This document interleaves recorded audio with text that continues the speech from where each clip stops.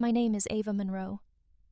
The morning it all ended, my little brother looked me dead in the eye and said, "Cancel your doctor's appointment and drive me to my game." I said no. The sound of his palm hitting my face cracked through the kitchen like a gunshot. For half a second, everything went quiet. The hum of the refrigerator, the ticking clock, even my own breathing. Then came the words that froze the air around me. "Selfish," he spat. "You'd let me miss the biggest game of my life because you're scared of a sore throat." My mother didn't move. She stood by the counter clutching his protein shaker like it was holy. My father didn't even look at me. His voice was calm, deliberate, the kind that kills more than it wounds. "His future matters, Ava. Yours doesn't." The coffee mug slipped from my hand, shattered across the tile, and for the first time I didn't bend down to clean the mess. I just stared at the brown streaks bleeding toward my bare feet. That doctor's appointment, the one I'd waited 8 months for, was supposed to tell me if the lump in my neck was cancer. He wanted to throw a ball. I wanted to know if I was dying. And somehow in this house that made me the selfish one. I didn't scream. I didn't cry. I just stood there, the left side of my face burning, and realized this was the day I finally stopped being the shadow in someone else's spotlight. When I walked out that door, I knew one thing for sure: someone was going to lose everything. I just didn't know yet that it wouldn't be me. When people looked at the Monroe house from the street, they saw success. A polished 2-story home with perfect grass and the echo of a basketball bouncing until midnight. What they didn't see was me living underneath it in the unfinished basement that smelled like detergent and concrete dust. Ethan's world was made of light. Mine was made of noise. Every week, a new coach in a branded hoodie parked his truck in our driveway. My father would count out cash in crisp hundreds, while my mother filmed Ethan's drills like a proud producer. Their voices rose through the floorboards, cheers, laughter, the squeak of shoes on the hardwood they'd installed just for him. I used to sit on my mattress with noise-canceling headphones finishing design projects for night classes while the ceiling above me trembled with applause. Sometimes I'd pause and watch the dust drift in the air, thinking how strange it was that even the dust upstairs belonged to him. When I graduated college, I took the bus. My parents didn't come. Ethan had a tournament in Dallas, and Mom sent me a text that said, "So proud of you, sweetheart," followed by a basketball emoji.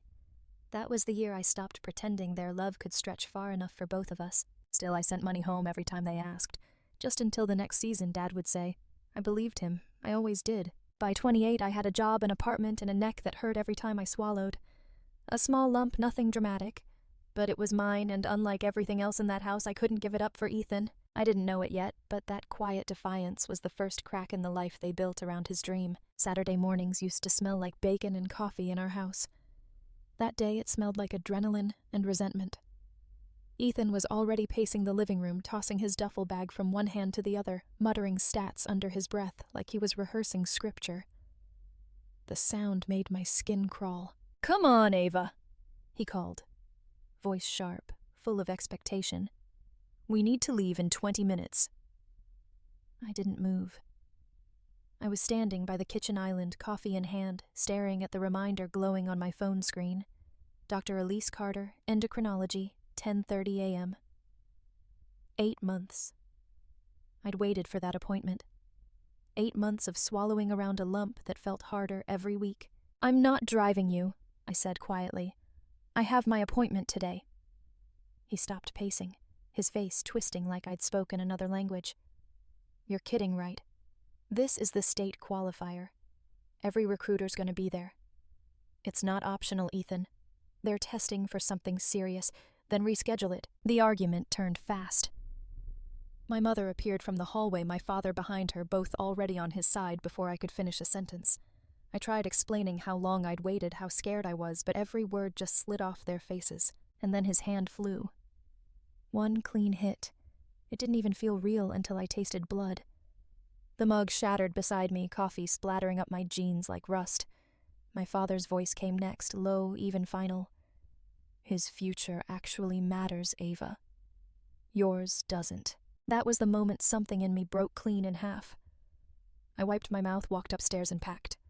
3 days' worth of clothes, my laptop, my medical records, the emergency cash I'd been saving in a shoebox. When I walked back down, Ethan was yelling in the garage. I didn't answer. I opened the front door and stepped into the cold morning light. The door closed behind me with a sound I'll never forget, soft, final, almost peaceful. The waiting room smelled faintly of antiseptic and lemon. I sat there with a paper cup of water, trying not to touch the side of my face where his handprint still burned. The nurse called my name, did a small double take, then quickly looked away, professional but not unseeing. Dr. Elise Carter met me with calm eyes and a voice that sounded like steady ground. She was reviewing my chart when she finally looked up, noticing the bruise. "Ava," she said softly, "what happened?" The lie came easy. I walked into a door, but when I tried to say it, nothing came out. Instead, the truth spilled out in fragments. The argument, the slap, the words my father said. I expected pity. What I got was certainty. "You're not going back there tonight," she said. "Not if I can help it." The exam was quick, a small needle, a bandage, the quiet buzz of medical equipment. When it was over, she asked if I had a safe place to stay. I didn't. My lease had ended 2 months earlier, and I'd been sleeping in my parents' basement when I wasn't at work. She handed me a set of keys. "Guest room down the hall from mine, and a very friendly golden retriever who'll guard you like it's his job." That night in her kitchen, she poured 2 glasses of red wine while I iced my cheek with a bag of frozen peas.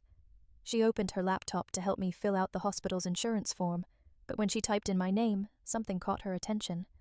Her brows knit together. "Ava, why are there 9 credit cards under your name?" I laughed, thinking she was joking. But then she turned the screen toward me.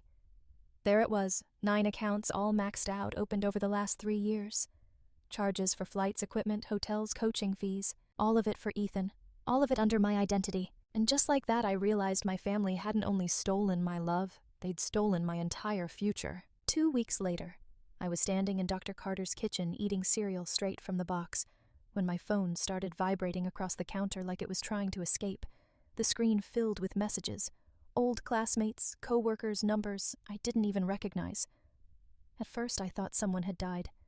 Then I saw the headlines. "High school star caught in doping scandal. Ava Monroe tests positive for steroids." I froze. The article said the league had done surprise testing on all players throwing over 90 miles per hour.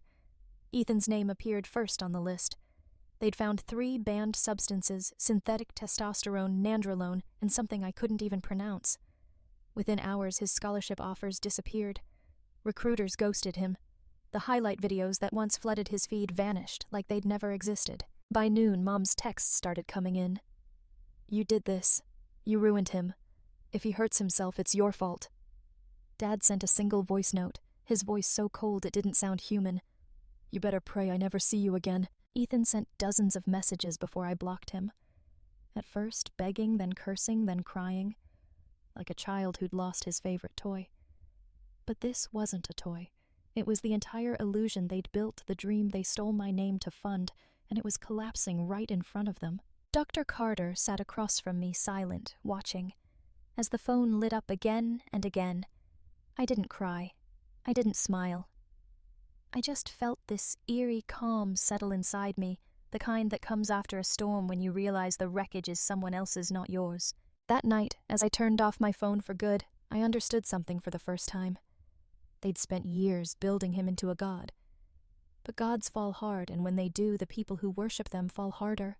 30 days passed without a single word from me. No calls, no texts, no replies. I wasn't hiding. I was erasing them. New phone, new number, new email. My body healed. My voice steadied, and for the first time, silence didn't scare me. It felt earned, but silence can only take you so far. The morning I decided to act, I drove downtown to a law office, built of glass and steel, the kind that reflected the sky so perfectly, it looked untouchable. Inside, behind a walnut desk, sat Mason Grant, an old friend from college, who now specialized in financial crimes. He looked at me for a long moment before saying, "You look like hell, Ava." "Good," I answered, "because I'm done pretending." I dropped a binder on his desk, 2 inches thick, filled with everything Dr. Carter and I had gathered: fake credit card applications, forged signatures, hotel receipts, invoices for training camps that matched every fraudulent charge.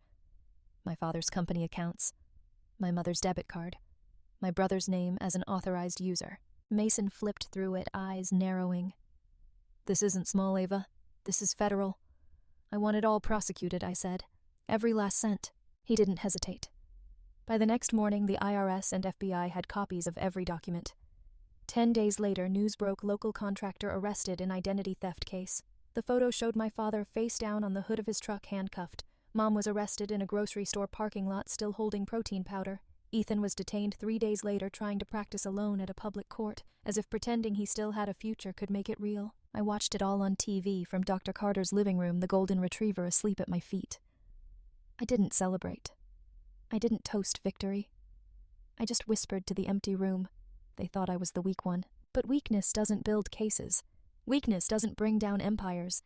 And that day I stopped being anyone's victim. 14 months later, I walked into a federal courtroom in Denver wearing a plain black blazer. I sat in the last row, hands clasped, head down.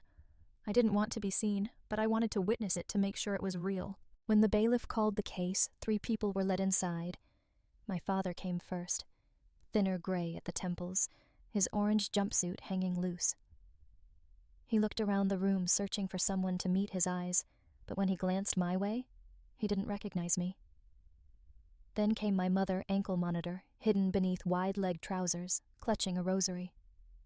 Finally, Ethan shuffled in, wrists cuffed in front, wearing prison-issued slides and a vacant stare. The prosecutor read the charges in a voice stripped of emotion: identity theft, wire fraud, tax evasion, conspiracy. My father pled guilty. So did my mother.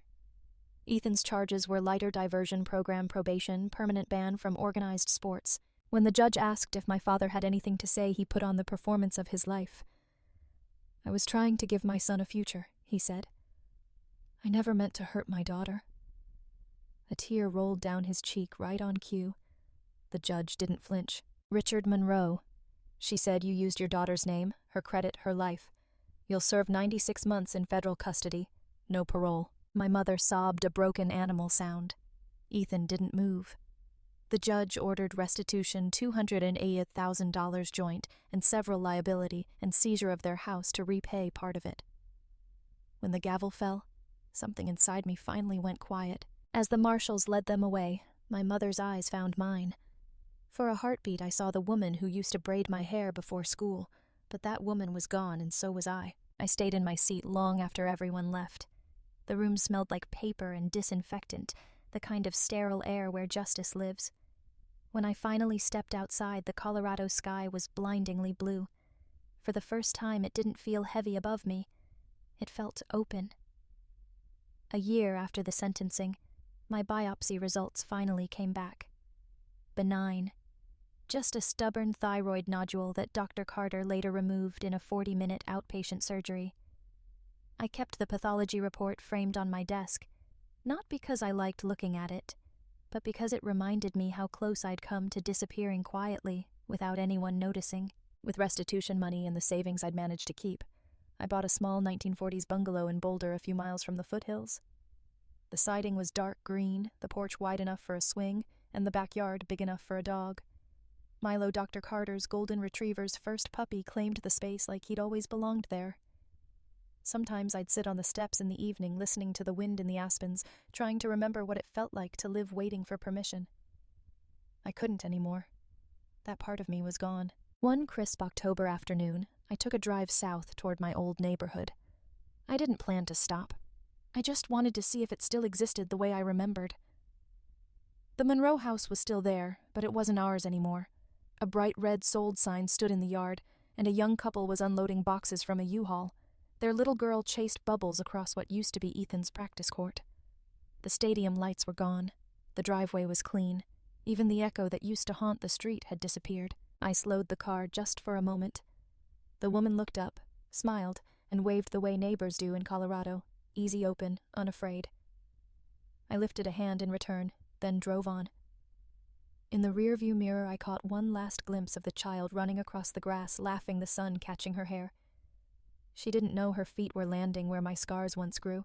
By the time the house disappeared from view, I realized something simple. They had lost everything: money, reputation, the illusion of control. And I had gained something they could never buy: peace. As the mountains rose ahead of me, I rolled down the window and let the wind hit my face. For the first time in my life, I smiled without checking to see who might be watching.